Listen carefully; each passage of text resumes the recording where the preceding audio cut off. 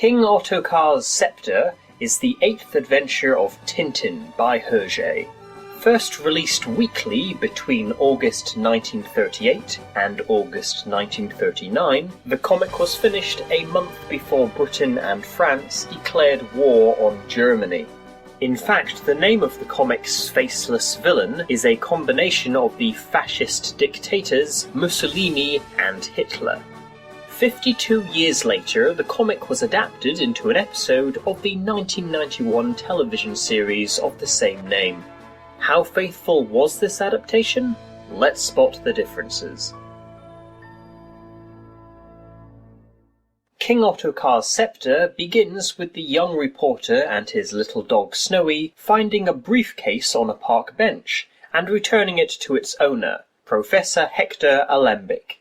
A visual joke in the adaptation is that the professor is apparently so nearsighted that he thinks Tintin is his landlady.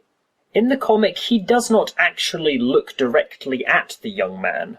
Alembic's profession is sigillography, the study of seals, document seals, which must be of great interest to somebody sinister, as his conversation with Tintin is being spied on. While one takes notes, both men are listening to the conversation, which is also being recorded in the adaptation, while in the comic, only one of them is listening via one ear. It's the seal of King Ottokar IV of Sildavia. Only 3 have ever been found. As a matter of fact, I leave for Sildavia tomorrow to study the other 2.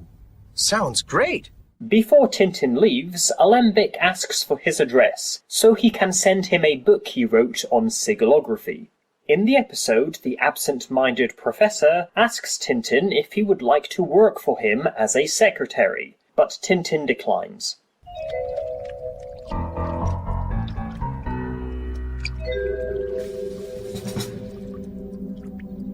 Tintin overhears the men who are spying on the professor and follows one of them to a local restaurant, where he pretends to be looking for the lavatory so he can spy on the spies, but is spotted by the restaurant's owner. The change to this scene is that instead of the proprietor reporting to the foreign gents that there was an eavesdropper at the door, the mighty moustache our hero was following hears the minor altercation and recognizes Tintin's voice. Slutset is my specialty. It is the leg of a young dog. Dog? Snowy. Snowy? Tintin reads the history of the country Sildavia from a book he takes from seemingly the Sildavian embassy, or the most securely guarded library in Belgium. A threat tied to a brick is thrown through his window that naturally has the opposite effect, as instead of agreeing to mind his own business, he decides to accept Alembic's offer and go to Sildavia with him. This sequence is much longer in the comic. First, Tintin is telephoned by an unidentified character who urgently insists he must meet our hero at his apartment that evening. A man does arrive, but is unconscious, and although he soon awakens, cannot remember who or where he is. To make the situation more complicated, detectives Thompson and Thompson have come to visit their young acquaintance. The amnesiac's memory is never recovered, but his name is revealed at the very end of the adventure. Furthermore, Tintin doesn't need to go borrow or buy the book, as he already owns a copy. In the 12th century, Sildavia was conquered by the Borgerians. In 1275, the people of Sildavia rose against the Borgerians. The next day, the Thompsons return, for the first time in the episode. At the same moment, a boy arrives with a parcel for Tintin, who is not at home.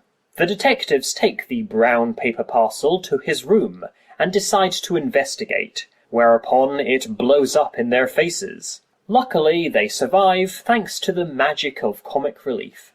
The reason they open the parcel in the comic is because a note attached claims the contents will provide context to what happened the night before. They're getting away! That's it! Let's go! Hang on! After being knocked from the motorbike he stole, Tintin lands over a hedge and picks himself up just as the Thompsons arrive, in a chauffeur-driven car they commandeered. The detectives are keen to continue the chase, but Tintin says it will be futile. In the adaptation, there is a bit of a time gap created via a fade-out after Tintin is flung from the bike. Fading back in, we see he landed on the road, not the grass, and was presumably unconscious until woken by the Thompsons, who drove the pink car themselves. This longer time gap makes it more understandable why Tintin knew the villains are now too far away to be caught. Speaking of time, in the adaptation, our hero is due to leave for Sildavia with Professor Alembic that same day, while in the comic he still has 24 hours. Professor? Why did you scream? I thought you were in trouble. But I didn't scream. I heard you, Professor. You must have made a mistake. I'm fine. Tintin is truly dazed and confused after he hears Alembic screaming for help, but finds him totally safe and sound. Tintin begins to suspect the elderly gent he is travelling with is an imposter when he sees the professor now has perfect eyesight without the aid of spectacles, and unlike the previous scene they shared, he isn't chain-smoking. The adaptation switched this, thus our hero's suspicion grows when he sees Alembic having a puff of nicotine. This is treated as incredibly incriminating. You mean... Incriminating. Precisely. Despite the fact that Tintin has only met the professor twice for 5 minutes and knows nothing about him other than his work as a sigliographer. A pointless but amusing moment not added to the adaptation featured Thompson and Thompson having their bowler hats blown off by a plane's propellers and run over by a lorry. The symbol of the king's right to rule is Sildavia's most important treasure. It is called the Ottokar Scepter. The scepter is kept at Kropow Castle and is heavily guarded at all times. Ejected from the professor's private plane, Tintin and Snowy are saved by a parachute and a haystack. As Alembic's suitcase fell out of the plane too, Tintin finds it conveniently contains a photograph confirming he has been travelling with Professor Alembic's evil twin. There is also a photograph of Kropow Castle, where the Ottokar Scepter is kept, leading the young sleuth to take a wild but accurate conclusion that Alfred Alembic is on his way to steal the scepter. In the comic, this evidence is not provided until the end of the story, meaning Tintin has no proof whatsoever when he explains his conspiracy to a police captain. The fate of Hector Alembic is explained at the end of the comic, but not at all in the adaptation. He was abducted from his apartment and locked in a cellar until found and freed by police. Oh. Can't we go any faster? Unfortunately, the captain Tintin confided his theory with is part of the rising revolution, and arranges for our hero to be captured while travelling in a horse and cart. Luckily, off-screen, Tintin hitches a lift to the city of Clow with the operatic Bianca Castafiore, making her first of 6 appearances in the series. Due to her singing, Tintin exits Castafiore's car as soon as they arrive in Clow, rather than wait to be dropped off at his destination, the palace. In the comic, he was even more desperate to escape, and chooses to get out and walk to Clow while still in the forest. This leads to a 5-page sequence not adapted, in which our hero is arrested, then given an opportunity to escape, which was intentional as the guards were instructed to kill him only when he inevitably attempts to run away. But despite having their guns at the ready, the 4 armed men all miss Tintin, who rolls down a hill and hides behind rocks. Snowy? Snowy? Snowy! Take that back! Colonel Jorgen, King Ottokar's advisor, is also part of the plot to overthrow the king, and an ambush occurs in the palace gardens. A couple minor changes to the scene include Tintin smashing his way into the palace's audience chamber, where Bianca Castafiore is performing. In the comic, Tintin does break through a glass panel, but interrupts the concert by simply opening the door. Also, Jorgen explaining to the king that the young man is an anarchist was changed to excusing Tintin's behaviour as insanity. This time nothing is going to stop me from speaking to the king.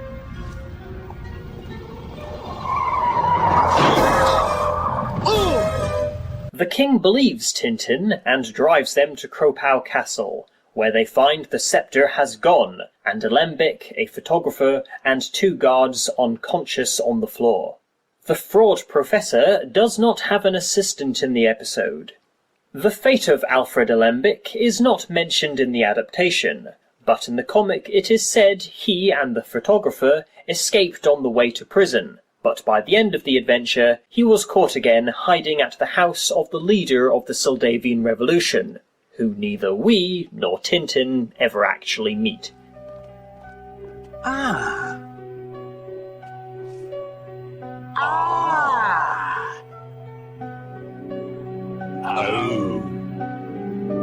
Interpol sends detectives Thompson and Thompson to investigate. Proving they are not as dumb as they usually come across, the Thompsons manage to piece together almost exactly what happened by simply looking at the camera and barred windows. In the comic, before heading to the crime scene, Tintin gives them a full rundown of the facts, and tells them about the knockout gas Alembic used. They come across as much more arrogant here, as they announce to the king that they have solved the case before even visiting the treasure chamber. Ow! Oops. I'll show you how it's done. Ouch! Tintin solves the mystery when he sees a tiny toy cannon in a shop window, prompting his discovery that the camera has a spring hidden inside its lens. In the adaptation, our hero finds this out by actually examining the camera first. I'd better go and investigate. That is to say, we'd better go and investigate.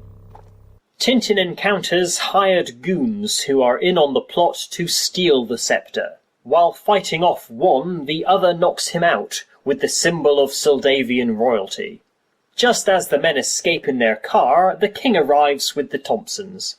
In the comic, Tintin was beaten down with an ordinary stick, and the dim detectives row across the river with 2 of the castle's guards. Tintin and the detectives catch up to the bandits, who forgot rule number 1 of a good getaway is to make sure your car has petrol in it. They stop at a small petrol station to top up, but seeing the king's car is approaching, run up into the mountains. In the adaptation, the villains come to a standstill as their car's fuel tank is completely empty. We're out of gas! You fool! While one bandit runs off, the other 2 start shooting at our heroes.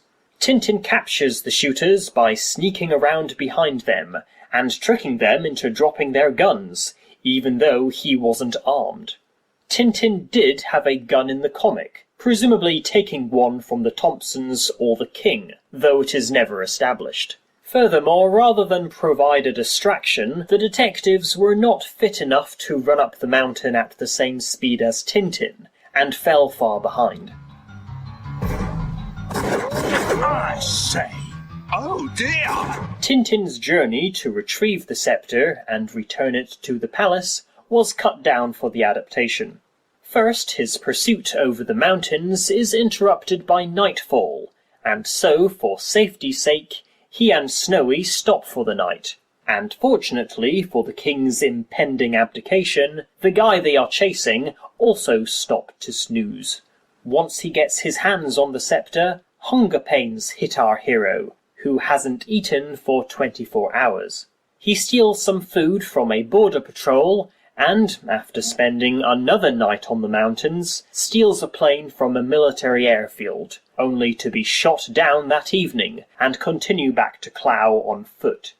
Also, Snowy retrieving the scepter, which had fallen out of Tintin's coat pocket miles away from the city, was changed to the palace gardens. For whatever reason this was changed, either way, why wouldn't Snowy bark to alert Tintin he'd dropped the thing he spent the past 40 pages risking his neck to save?